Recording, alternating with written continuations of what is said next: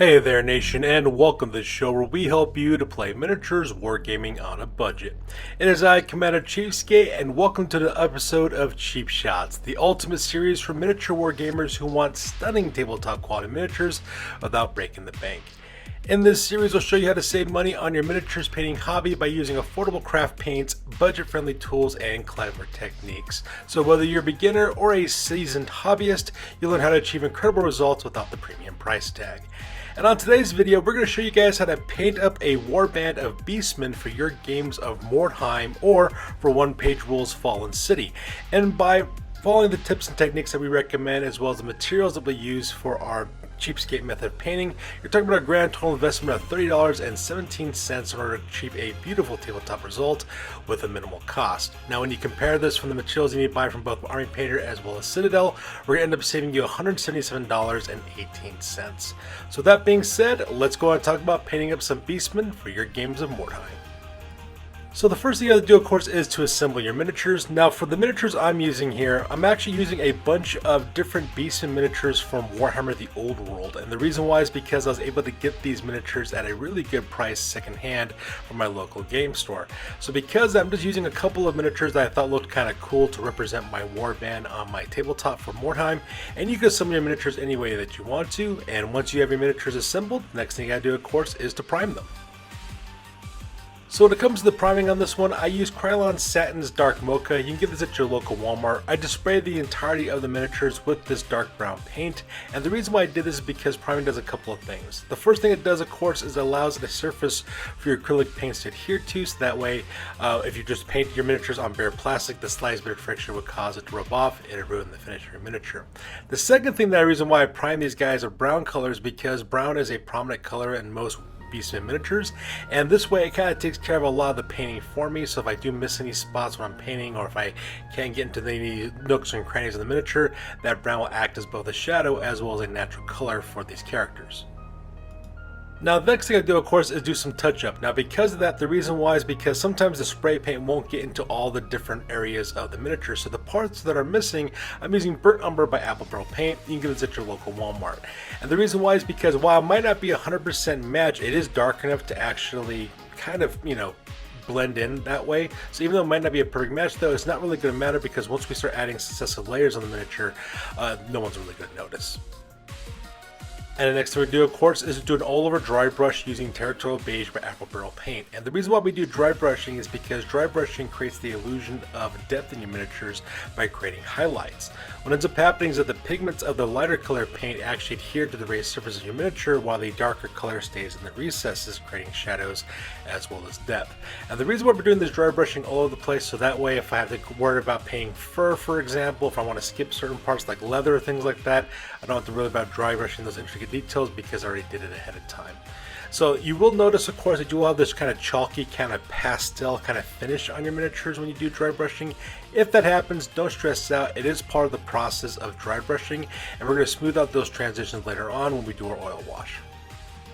And oddly enough, as weird as it may sound, we actually have a lot of these miniatures completed already, with a lot of the fur being done. So all we're going to focus on now is on the flesh of the miniatures as well for Beastmen. Now there is quite a bit of flesh exposed on these characters. A lot of these guys have bare torsos, their arms and faces are exposed. So to create some color variety on these miniatures, we're going to add a variety of skin tones. We're going to focus on 3 different colors. We're going to use Apple Barrel Flesh Tone, as well as Apple Barrel Nutmeg Brown, as well as Anita's Acrylic Taupe Gray. Now for the Beastmen fighters, I just picked 2 fighters as well as an Ungorf character, and I did that in 2 layers of flesh with Apple Barrel Paint. For 4 of the fighters, because I wanted more of a darker kind of ruddy kind of look for their skin, I used Nutmeg Brown by Apple Barrel Paint. I just put 2 thin coats on 2 of the warriors, the leader, as well as one of my Ungor. And for my shaman, to make him look like he's kind of weird, I've decided to make him kind of like an albino type of beastman. I decided to use Taupe Grey by Anita's Acrylic, which you can get at your local Hobby Lobby. You're just going to put all the exposed flesh that's exposed right now, just 2 quick layers on it. If you do have any spillover on the parts of the fur that we did earlier with the dry brushing Territorial Beige, just touch up with some Territorial Beige and you're perfectly fine. And now that we're done painting the flesh of these characters, next thing we gotta do, of course, is a dry brush. Now for the miniatures that we did in Nutmeg Brown earlier, we're gonna dry brush them with some Apple Barrel Flesh Tone. We're just gonna do that real quick on their flesh, creating that unique kind of highlighting effect, so that way you can see that darker color in the recesses, as well as having those highlights detailed real quick with the dry brushing. For the ones that we did in flesh and Apple Barrel paint earlier, we're gonna dry brush with Delta Serum Coats, Peaches and Cream, which you can get that at your local Hobby Lobby. It's a nice pale flesh color. And then finally, for the one that we did in Taupe Grey earlier, for that albino looking Beastman Shaman, we're going to use some Antique White by Apple Barrel paint, and just going to do a quick dry brushing on those. And once you're done, we're ready to move on to our next detail, which is clothing and leather.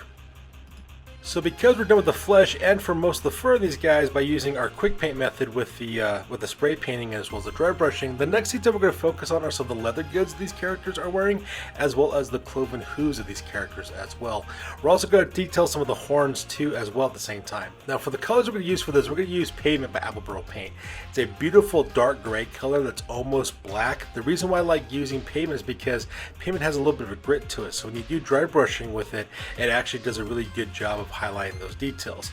So you can get this at your local Walmart. So we're going to do things like the arm greaves, for example, some of the fighters, as well as their hooves, some of the belts that these characters are wearing as well, so the harnesses that they have on their armor, some of the horns that these characters have as well. We're just going to pick all those details out in 2 thin layers of pavement paint. And once we're done with that, we're ready to move on with the clothing. So let's talk about the clothing. The one thing you want to do when you paint your miniatures is you want to use contrasting colors to make it more eye-catching and also to grab your attention on the tabletop. And because I'm a fan of bright, bold colors, I decided to use some really bright colors that contrast against all the brown that we have on these miniatures as well. Now I'm going to be perfectly honest with you guys, when I actually painted up this warband, this was actually the very first set of miniatures I painted for my Beastmen army that I have for my Warhammer the Old World army list that I actually have in the studio's collection. And I was experimenting with kind of color combinations would work best for these characters, so that's the reason why I went with these colors originally, because I was thinking of like this turquoise kind of brown earth tone look with the warband, with the armor that I had, and I decided to experiment that with this warband. Now to bring out those details, I use 2 specific colors. I use Apple Barrel's green turquoise, which you can get your local Walmart, and same thing with Apple Barrel's Tuscan teal for that darker color. And I kind of intermix the colors between them. So things, for example, like the grips of the weapons, for example, some of the clothing that these guys are wearing, like loincloths and stuff, some of the shirts and tunics that some of these characters have as well. Things like some of their details of like their clothing, like the robes of the Bray Shaman, the cording on the weapons, things of those natures. And that way it kind of creates this nice contrast look with everything that we've done before. And once you've done those 2 thin layers on those details, the next thing we gotta do, of course, is to dry brush the fabric.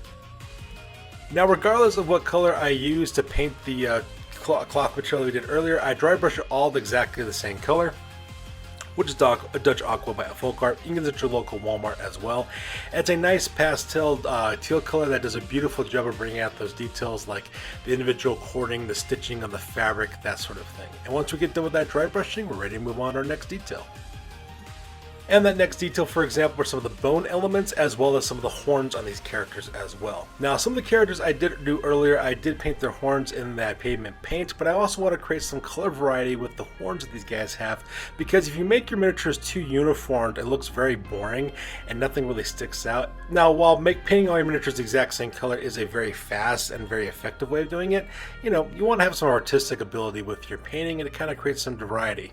So to do that, I use Light Mocha by Apple Barrel paint. So things, for example, I did for like the crests of horns on some of these fighters. Some of these guys have bones as well as bits of horn and teeth and fangs hanging off of them, like jewelry, for example. The skulls and the staff of the Great Bray Shaman as a perfect example of this as well. Things like their teeth as well. So any detail that I want to have bone elements, I just put 2 thin layers of Light Mocha, and then I'm ready to move on with our dry brushing.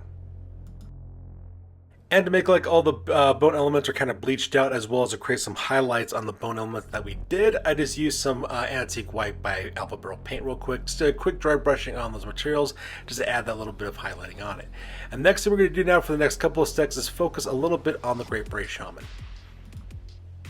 And I focus on the Great Bray Shaman because unlike the other fighters in this warband, he actually has facial hair. He's got a beard as well as like these dreadlocks that go in the back of his head. They're kind of poking through his little hood that he has there. So bring out those details. I just put 2 thin coats of pewter gray on this miniature as well. And okay, I forgot to take a picture of this. I do apologize for that, but I did dry brush those pewter gray with some pale gray by Folk Art. So now that we're done with these miniatures, the next thing we're going to do is start focusing on the metallic elements. Now if you notice in this photo, the Beastmen Shaman is not actually included in this picture. And the reason why is because I put that character off to the side because I decided to do some finer detail work with that character. We'll talk about him here in a second. Now for the metallic elements that we use primarily 4 different colors. We use Folk Art's Copper as well as Folk Art's Gunmetal Gray. The Gunmetal Gray we use for all the silver pieces like the blades of the weapon as well as a lot of the armor these characters are carrying. The Copper we use for things like iconography as well as bits of jewelry that these characters are wearing as well. We also use Anita's acrylic antique copper for some of the more bronze looks, so things like armor for example, arm cuffs, leg greaves, bits of jewelry these characters are wearing. And same thing with Deco Art's Emperor's Gold, which is a beautiful bright gold color that we use for some of the armor pieces as well as the jewelry as well. The idea here is that you want to kind of intermix your different metallic colors so that doesn't look kind of bland and look all silver, because if you paint all your metallic elements silver, I mean it is quicker but it's not as eye-catching or as interesting. So you kind of want to mix it up in like stack colors, for example. Let me mention what I mean by that. For example, if you look at the Bestico on the background, he's got a huge double-headed axe with a silver blade on it, but I put gold on the little iconography on his blade to kind of create some visual interest. That's the kind of thing I'm talking about. I want to make sure you kind of intermix these colors to make it look really vibrant and also looking eye-catching. And some of the last few details we work on these characters real quick is some of the additional cording these characters are wearing as well as some of the leather goods as well. For example, if you look at the skulls hanging from the belts of some of these characters, to pick out that cording that's holding on those skulls, I picked out in some holly branch by Apple Pearl paint. Same thing with some of the leather goods these characters are wearing as well. I picked out in territorial beige just to add a little bit of color variety and to create some visual interest in these miniatures. Now let's talk about the Great Bray Shaman. So to create some interesting visuals with contrasting colors, he's got a turquoise colored hood. So to create that contrasting color of the brown as well as the earth tones as well as the teal that we use on this character, I'm going to paint his cloak in a 2 thin layers of True Red by Anita's acrylic. You can get this at your local Hobby Lobby. It's a beautiful vibrant red color. As you can see there, I just put it all over the entirety of the cloak as well.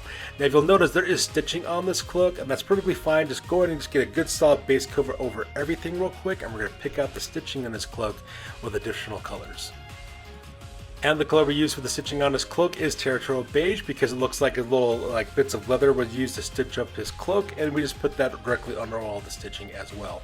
Now if you'll notice, I have like these big thick lines of color. Instead of just picking out individual stitches, I decided to paint the entire strip in that color as well, because when we add the oil wash to it, that darker color is going to go in the recesses between the stitches and it's going to stain it a darker color, so it's going to look like it's part of the stitching anyways, and it's going to make it really look awesome as well. And of course, I use holly branch for some of the cording, like around his wrists, for example, from the bits of skulls that are hanging off his staff, that kind of thing as well. I also use territorial beige for those details, like the noose around one of the skulls that's hanging off his staff as well. So the next color we're going to use real quick is on the bases. Now these miniatures are standing on some really epically sculpted bases. The guy I purchased these from actually spent a lot of money actually buying some of the Age of Sigmar textured bases. I believe it's called Shattered Realms or something like that. Well, either way, there's a lot of sculpting on those bases, a lot of bas relief as well as skulls and all kinds of different things. So in order to create this idea that these guys are running through the ruined cities, I decided to use a Skyline by Folk Art. It's a nice bluish grayish color that you can get at your local Hobby Lobby or Walmart, and I just put 2 thin layers directly all over the sculpturing on the bases, so that way it kind of looks like it's ruined masonry and like ruined buildings, that sort of thing as well. Plus that color also contrasts nicely with all of the browns and earth tones that we have on this warband. For this next step, I was feeling kind of lazy, so what I decided to do was to pick out some of the bone elements like the skulls and pieces of bone that's in the masonry, and I used khaki apple barrel paint in order to do that. Just put 2 thin coats of that, and then I decided to dry brush the entirety of the bases with Folk Arts Pale Gray, just because I was feeling lazy and I didn't want to use individual colors for the bases. And once we are done with that, we're ready to move on with our oil wash.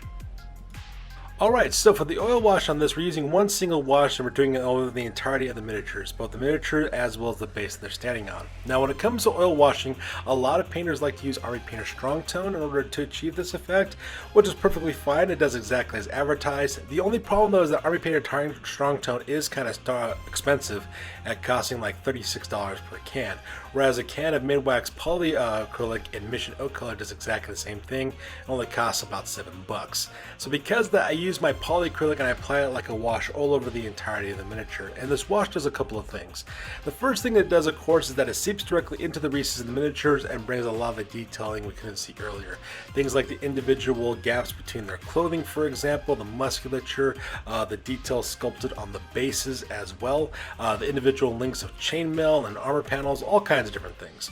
The second thing the oil wash also does too is it also smooths out the transitions between our dry brushing as well as our base coating. If you'll notice, that chalky pastel appearance is now gone, and the reason why is because that oil wash has smoothed out our base coats as well as our dry brushing, make it look a lot more organic. And the last thing that the oil washing also does too is it also darkens down the color value of our miniatures as well. That's the reason why we use such bright colors in the very beginning of the painting process, because we took into account that the oil washing was going to dull it down and make it look really dark. Now you do have to wait 24 hours for this stuff to dry and cure, and the reason why is because there is polyurethane inside this stain, just like the stuff that's used for Army Painter as well. So you will need to wait for it to dry. If you do try to handle the miniature while it's still wet and tacky, it could literally rub off some of your paint on your miniatures and it'll ruin your finish. I'm talking from experience here. So just use this as the very last step of your painting process for whenever you do this, and wait 24 hours later, return to it, and then continue on painting again. So 24 hours have come and went, and so now we have our miniatures. The last thing we gotta do, of course, is now rim the bases of the miniatures as well. And for this, I use Territorial Beige by Folk Art. It's a nice earth brown color that kind of matches with the miniatures themselves, as well as a nice contrasting color for the darker blue that we use on the bases themselves. And once we're done with that, the last thing we gotta do, of course, is a matte varnish. Now this matte varnish, of course, is completely optional. The reason why I like to use a matte varnish is because when you get them with the oil wash using mid-wax, they do have like this really shiny high gloss finish on the miniature. Now if you're a fan of the high gloss look, you could of course skip this step. However, I like my miniatures to have more of a matted finish, so I use a can of Krylon matte varnish that I get at my local Walmart. I just spray them down real quick just to make sure we just kind of dull that sheen a little bit down from the high gloss, and we're perfectly done. And as you can see, this is the end result that we have, and by using all the materials that we recommend for this to paint up these miniatures, we're talking about a grand total investment of $30.17 to achieve the same exact results we did using those cheap craft paints from Walmart as well as Hobby Lobby. So now that we're done showing you our cheapskate method, let's go and talk about exactly what materials you need to buy from both Army Painter as well as Citadel if you want to achieve the same results we did, but using those name brand paints instead. Alright, so these are the materials you need to buy from both Army Painter as well as from Citadel if you want to achieve the exact same results we did, but using these name brand paints instead. You'll need to buy Rhinox High Spray, which is going to cost you $33, as well as Pterodon Turquoise, which is going to cost you $7.80. You also need to buy Thunderhawk Blue, Wraithbone, Bane Blade Brown, Longbeard Gray, Caliban Green, Rust Gray, Bugman's Glow, Cadian Flesh Tone, Morghast Bone, Baylor Brown, Slanesh Gray, Eshin Gray, Flay One Flesh, Mephiston Red, and Rakarth Flesh, and all those colors will cost you $4.55 for those. You also need to buy some Wildwood, Brass Scorpion, Lead Belcher, and Screaming Bell, Aethermatic Blue, and Retributor Armor, and each of those colors will cost you $7.80 for those. You also need to buy a can of Army Painter Strong Tone, which is going to run you $32, and then lastly, Munitorium Varnish for your matte finish, which is going to run you $19.50. Now, assuming that you're purchasing everything from Army Painter as well as Citadel for the very first time, you're talking about a grand total investment of $207.35 to paint up your miniatures the same way we did, but using the name brand paints instead. Now, when you subtract that from our cheapskate total of $30.17, you end up with a grand total savings of $177.18 being saved. So there you guys have it. If you're looking for a cheap way to save money on the miniatures wargaming hobby, may I suggest switching up your your more expensive paints for cheap craft paints as well. After all, you get similar results at a fraction of the cost. Also, if you're just brand new to wargaming and you're looking for a way to paint up your miniatures, but you're afraid about the cost of entry to paint your miniatures due to the expensive name brand paint, just stick with the cheapskate method like I said earlier, because that's exactly how I started out. When I was a kid back in the 90s, when I was getting into this hobby, I didn't know how I was going to be able to buy the Games Workshop paints to paint my miniatures. My dad told me not to worry about that. He took me down to Walmart. We bought some cheap craft paints, and that's all I've been using ever since. They still hold up even to this day for the miniatures I painted back in the 90s all the way to now. Still brilliant results. So what can I say? The results speak for themselves. So that's good for you guys. As always, please feel free to like, comment, and or subscribe. You guys' input is invaluable to us as always. Also check us out on Facebook, Instagram, as well as blogger.com for all the latest greatest hobby news related to this channel. I am Commander Cheapskate. That's good for this one. I'll catch you guys in the next one. Peace out and stay classy.